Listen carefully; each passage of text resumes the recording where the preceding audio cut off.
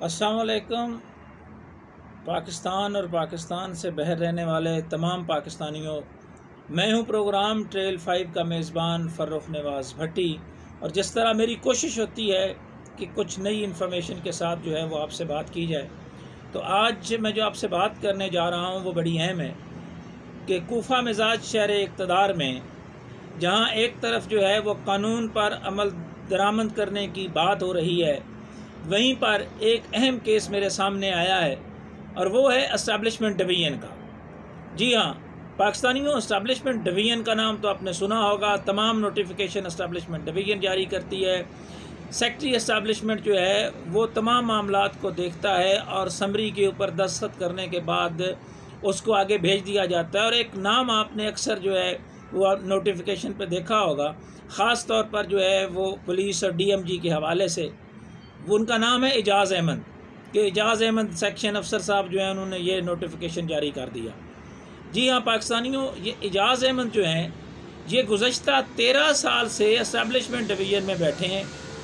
DMG का charge भी इन्हीं के पास था और इजाफी चार्ज 4 साल का ये लेके बैठे हैं जनाब पुलिस सर्विस का। और एजाज़ साहब जो हैं वो हुकूमत पाकिस्तान की पॉलिसी के तहत 3 साल से ज़्यादा जो है वो सीट पर नहीं रह सकते, लेकिन मसूफ 17 साल से जो है वो उससे भी जो वो कहते हैं ना कि 13 साल तो यहाँ पर बैठे हैं और इन 13 सालों में भी 3 साल का 4 साल का इजाफी पीरियड जो है उनको दिया गया। इसकी कानून में कहीं पे भी जस्टिफिकेशन नहीं है। यहाँ मैं आपको ये भी बताना चाहता हूँ पाकिस्तानियों कि इस हवाले से उनका घर G64 में 66 जो उनकी गली है, वहाँ अगर शाम के बाद आप चले जाएं तो गाड़ियों की लंबी लाइनें होती हैं। मकीनों ने कई एक ईमेल्स और ख़त भी लिखे कि हमें दुश्वारी का सामना होता है, इतनी बड़ी तादाद में गाड़ियाँ खड़ी होती हैं।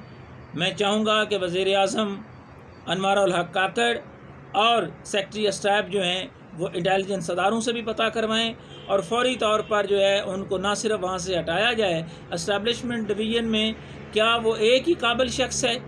क्या पूरी एस्टैब्लिशमेंट डिवीज़न में एक भी शख्स इस काबिल नहीं है कि वो SOE के तौर पर काम कर सके, वो DMG और पुलिस सर्विस के हवाले से वो काम कर सके?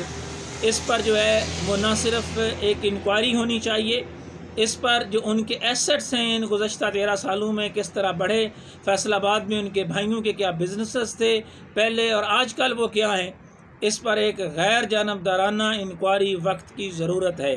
ये मैं एक मिसाल दे रहा हूँ एक SO की, और इससे आप अंदाज़ा लगा लें कि जिस एस्टैब्लिशमेंट की बात करते हैं कि एस्टैब्लिशमेंट बड़ी ताकतवर है, वहाँ एक तरफ ये ताकत है और दूसरी जानब पाकिस्तानियों, सदर पाकिस्तान जो हैं वो तकरीबन 2 माह पहले chairman press council of Pakistan के हवाले से 4 उम्मीदवारों के इंटरव्यूज़ करते हैं और उसके बाद ये चूँकि उनका इख्तियार है उनको जो है वो लगाना, उनको अपॉइंट करना, तो उनके ये वर्ड हैं जो इस्लामाबाद हाई कोर्ट में एक उसी पटिशन में जो है वो जवाब जमा हुआ।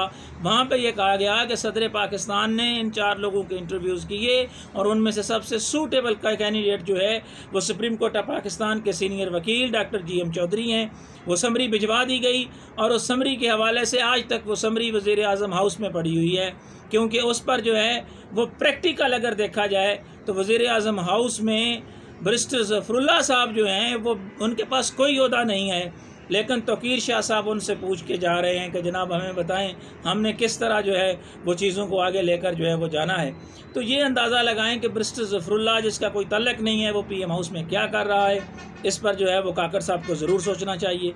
और वहाँ एक समरी जो है वो वज़ीर-ए-आज़म ख़ुद जो है वो कहते हैं कि जी आज मैं इस पर साइन करता हूँ, अगले दिन जो है वो नोटिफिकेशन हो जाना चाहिए, लेकिन सदर पाकिस्तान की जानब से एक नोटिफिकेशन जो है वो सिर्फ इन्होंने निकालना है, वो फ़ाइल दबा के बैठे हैं। और दूसरी तरफ जनाब एजाज़ अहमद इतना ताकतवर है कि 13 साल से वो एस्टैब्लिशमेंट डिवीज़न में बैठा है और वो सिस्टम के लिए इतना नागुज़ीर है कि उसको हटाया नहीं जा रहा। कानून की सरीन खिलाफ वर्जी है। अगर इस बात में एक भी लफ्ज़ गलत साबित हो तो जनाब मैं केस जो है वो भी फेस करने को तैयार हूँ और हर तरह से जो मैं हाज़िर हूँ। और अगर ये सारी की सारी गुफ्तगू सच्ची है तो फिर वज़ीर-ए-आज़म और सेक्रेटरी एस्टैब्लिशमेंट को चाहिए कि वो कानून के मुताबिक अमल दरामद को यकीनी बनाते हुए इजाज़ अहमद को उसकी मुतलका जगह पर भेजें और जो इसके हकदार हैं बेशक इंटरव्यूज़ करके उनको वहाँ पे जो है वो तैनाती दी जाए। जो डुअल चार्ज है एक एसओ के पास 13 साल से और 4 साल से इजाफी चार्ज की जो मिसाल नहीं मिलती, इसकी एक इंडिपेंडेंट इंक्वायरी होना चाहिए।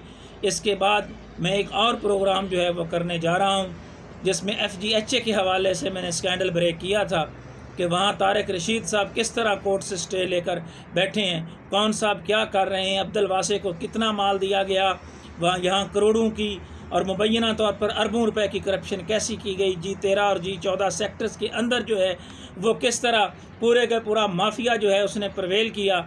और इस हवाले से एक FGHA के ही बड़े ही अहम ओहदे पर तैनात शख्स ने जो मुझे मुसद्दका सबूत दिए हैं, वो सबूत जो हैं वो इंशाल्लाह चार्जशीट साबित होंगे। फ़िलहाल इन्हीं ख्यालात की इज़हार के साथ कूफा मिजाज शहर इक़्तिदार से फ़र्रुख नवाज़ भट्टी को इजाज़त दीजिएगा। एक नए प्रोग्राम के साथ मिलेंगे। अल्लाह हाफ़िज़।